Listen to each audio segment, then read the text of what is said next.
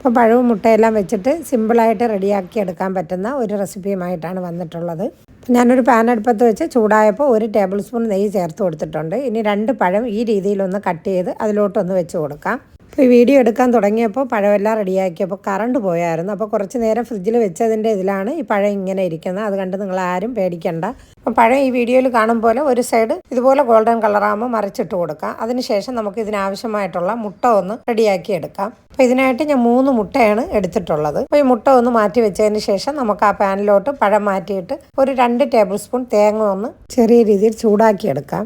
നമ്മുടെ ചാനൽ ആദ്യമായി കാണുന്നവരാണെങ്കിൽ സബ്സ്ക്രൈബും ലൈക്കും ചെയ്ത് ഒന്ന് സപ്പോർട്ട് ചെയ്യണേ. ഇനി ഒരു 1/4 ടീസ്പൂൺ ഏലക്കാപ്പൊടി കൂടെ ചേർത്ത് കൊടുക്കുന്നുണ്ട്. അതിന് ശേഷം ഇതൊന്ന് മിക്സ് ആക്കിയിട്ട് നമുക്കിതൊന്ന് മാറ്റി വെക്കാം. അപ്പോൾ നല്ല പഴുത്ത പഴമായതുകൊണ്ട് ഞാൻ മധുരമൊന്നും ചേർത്ത് കൊടുത്തിട്ടില്ല. അപ്പോൾ മധുരം ചേർത്തില്ലെങ്കിലും ഒരു അല്പം ഉപ്പ് ഞാൻ ഇതിലോട്ട് ചേർത്ത് കൊടുക്കുന്നുണ്ട്. എന്നിട്ട് നന്നായിട്ട് ഈ മുട്ട ഒന്ന് സ്പൂൺ വെച്ച് അടിച്ചെടുക്കാം. ഇനി പാനിലോട്ട് ഒരു അല്പം വെളിച്ചെണ്ണ ഞാൻ ചേർത്ത് കൊടുക്കുന്നുണ്ട്. നെയ്യ് വേണമെങ്കിലും ചേർത്ത് കൊടുക്കാം. അതൊക്കെ നിങ്ങളുടെ ഇഷ്ടത്തിനനുസരിച്ച് ചേർത്ത് കൊടുക്കുക. എന്നിട്ട് നമ്മൾ അടിച്ചു വെച്ച മുട്ട അതിലോട്ട് ചേർത്ത് കൊടുക്കുന്നുണ്ട്. ഒരു 2 ടേബിൾ സ്പൂൺ ഞാൻ അതിൽ നിന്ന് മാറ്റുന്നുണ്ട്. അപ്പോൾ വീഡിയോ കാണുമ്പോൾ ഈ ഒരു രീതി ആകുമ്പോൾ നമുക്ക് റോസ്റ്റ് ചെയ്ത് വെച്ചിരിക്കുന്ന ആ പഴവും കൂടെ അതിൽ വെച്ച് കൊടുക്കാം. ഇതുപോലെ നിരത്തി അങ്ങ് വെച്ച് കൊടുക്കാം. അപ്പോൾ നല്ല ടേസ്റ്റിയും നല്ല സിമ്പിളുമായിട്ടുള്ള ഒരു റെസിപ്പിയാണ്.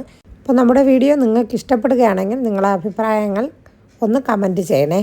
പഴം എല്ലാം വെച്ച് കൊടുത്തതിന് ശേഷം നമ്മൾ എടുത്ത് വെച്ചിരിക്കുന്ന ആ തേങ്ങ കൂടെ നമുക്ക് ഇതിലോട്ട് ചേർത്ത് കൊടുക്കാം. അപ്പോൾ ഇത് കഴിഞ്ഞതിന് ശേഷം ഞാൻ എടുത്ത് വെച്ചിരിക്കുന്ന ആ മുട്ടയുടെ കൂട്ടിലോട്ട് 1 ടേബിൾ സ്പൂൺ പാൽ കൂടെ ഞാൻ ചേർത്ത് കൊടുക്കുന്നുണ്ട്.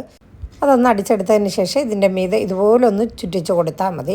എന്നിട്ട് നമുക്ക് ഇതുപോലെ ഒന്ന് മറിച്ചിട്ട് കൊടുക്കാം. മറിച്ചിടണമെന്ന് നിർബന്ധമൊന്നുമില്ല. അപ്പോൾ മറിച്ചിട്ടാൽ കുറച്ചുകൂടെ ടേസ്റ്റ് ആയിരിക്കും. അതുകൊണ്ടാണ് ഞാൻ മറിച്ചിടുന്നത്. അപ്പോൾ ഈ രീതിയിൽ ചെയ്തെടുക്കുകയാണെങ്കിൽ നമ്മൾ പിസ്സ എല്ലാം കഴിക്കുമ്പോൾ അടിയിൽ നല്ല ഹാർഡായിട്ടും മീതെ നല്ല സോഫ്റ്റായിട്ടും ഇരിക്കും. നല്ല ടേസ്റ്റുമാണ്. നല്ല പഴുത്ത പഴമൊക്കെ ഉണ്ടെങ്കിൽ എടുത്ത് കളയാതെ ഇതുപോലെ ഒന്ന് തയ്യാറാക്കി നോക്കണേ. നല്ല അടിപൊളി ടേസ്റ്റാണ്. ഒത്തിരി പാടുമില്ല അത് റെഡിയാക്കി എടുക്കാനായിട്ട്. ഇനി നമുക്കിതൊന്ന് കഴിച്ചു നോക്കാം.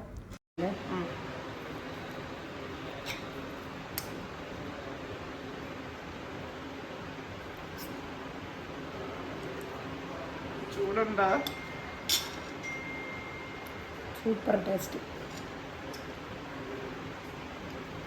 മധുരം വേണമെന്നുള്ളവർക്ക് മധുരം കൂടെ ചേർക്കാൻ കേട്ടോ. ഇതിപ്പോൾ നല്ല പഴുത്ത പഴമായതുകൊണ്ടാണ് ഞാൻ ചേർക്കാത്തത്. അപ്പോൾ ഇനി നല്ലൊരു വീഡിയോയുമായി വരുന്നത് വരെ എല്ലാവർക്കും അസ്സലാമു അലൈക്കും.